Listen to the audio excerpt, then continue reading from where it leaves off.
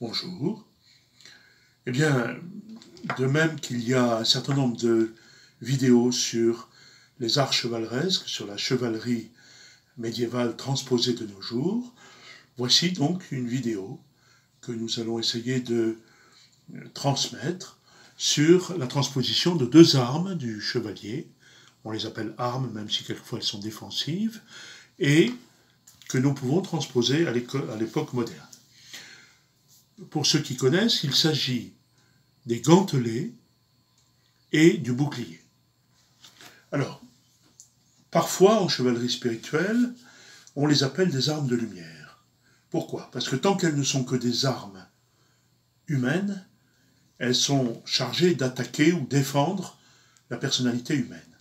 Quand on s'en sert à un niveau lumineux, elles illuminent, elles ennoblissent la personne qui les porte, et ils agissent à ce moment-là au nom de Dieu, au nom du divin. C'est pour ça qu'on les appelle des armes de lumière.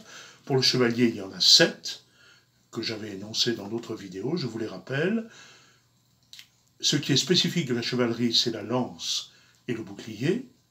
Et ce qui est spécifique de la cavalerie, ce sont les éperons, les gantelets, l'épée, le baudrier ou la cuirasse et le haume, H-E-A-U-M-E, qu'on appelle parfois le casque également.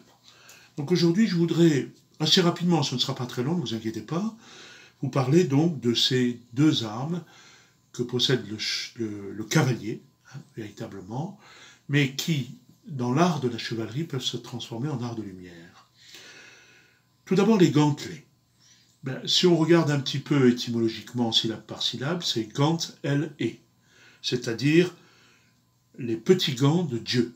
L, c'est Dieu, et c'est petit, et gant, c'est gant. Donc ce sont les petits gants de Dieu. Ils revêtent nos mains qui, à ce moment-là, quand elles deviennent outils de lumière, agissent au nom de Dieu.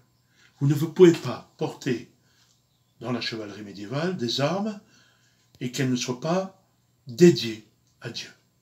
Et si elles ne sont dédiées qu'à votre orgueil et à votre force brutale, ça n'est pas bon, véritablement.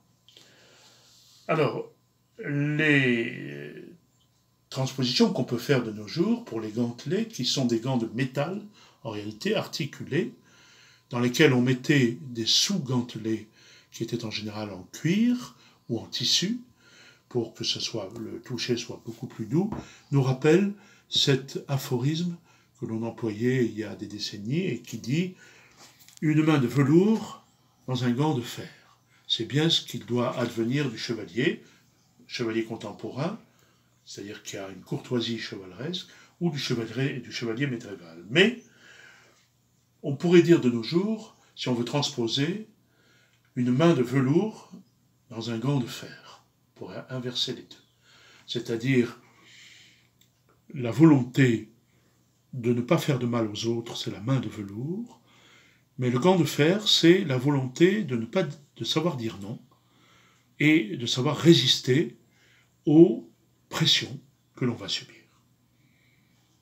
Alors, le gant, je ne vous ferai pas offense en vous disant que c'est une protection de la main, mais qui doit être en fait protectrice pour les autres ou le devenir. En effet, le gantelet, à l'époque médiévale, permettait d'amortir le choc avec une épée qui était portée à deux mains. On frappait de taille et d'estoc à l'époque, et on amortissait les coups portés sur l'adversaire avec les gants. En même temps, le surgant métallique permettait de bien serrer l'épée, de bien la tenir.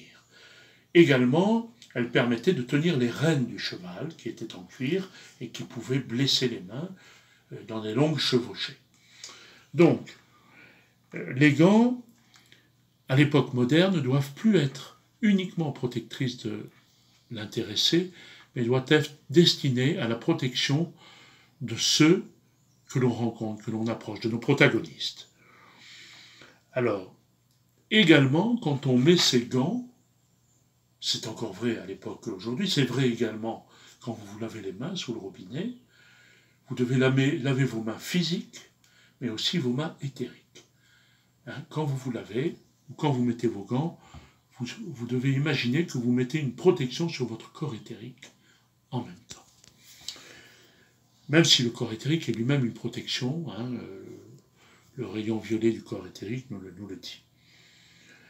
De nos jours, les gants, ou les petits gantelets, bon, on ne porte plus les mêmes, sont l'expression de notre prudence vis-à-vis des autres. On dit bien mettre des gants. Si je mets des gants pour parler à quelqu'un ou pour lui dire quelque chose qui est un peu délicat, j'utilise des gants pour le protéger lui, pas pour me protéger moi. Les gants, les gantelets, hein, transposés de l'époque chevaleresque, seraient aussi notre pondération. C'est-à-dire que c'est l'art d'avoir du doigté, on pourrait dire. Hein. D'ailleurs, les gants métalliques du chevalier, autrefois, étaient séparés les uns des autres pour qu'ils puissent avoir du doigté. Et de nos jours, les gants sont assez souples, des gants de peau, des gants de tissu, il n'y a que les moufles de l'hiver qui n'empêchent d'avoir du doigté, mais vous imaginez bien que le doigté, c'est une métaphore, c'est-à-dire, le gant montre quelle pondération, quel respect vous pouvez avoir pour les autres. Vous mettez des gants psychiques et vous mettez des gants physiques également.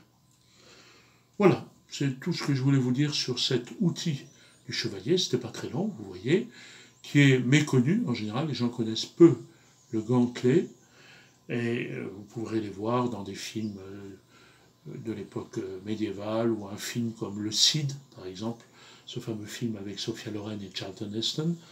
On voit très bien ces grosses épées portées, les épées qui étaient fabriquées à Tolède, et les grosses épées portées à deux mains, et ils avaient ces gants en métallique pour le faire. Maintenant, un petit mot sur le bouclier. Alors le bouclier, je vous le rappelle, est souvent de forme biseautée, hein, comme ça, et plus il est biseauté, plus on a tendance à l'appeler l'écu.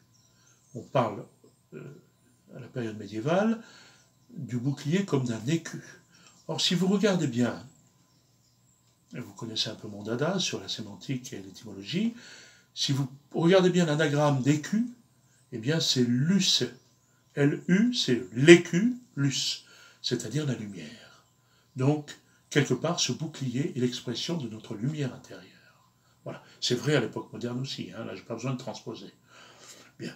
Donc, qu'est-ce que cette lumière fait? Eh bien, elle fait rayonner les armoiries qui sont comme un glyphe de protection. Vous savez, c'était des dessins géométriques, des animaux, qui étaient des formes convenues dans le domaine des sujets de l'héraldique, hein, héraldique parce que annoncé par les héros d'armes. Eh bien, on retrouve cette même idée, pas moins que chez les Peaux-Rouges, avec le totem des Peaux-Rouges. Quand les Peaux-Rouges partaient sur une haute colline et restaient 3 jours sans boire et sans manger, le corps s'affaiblissait au point que ça déclenchait chez l'Amérindien ou le Peau-Rouge une vision. On va en faire 2. C'est arrêté.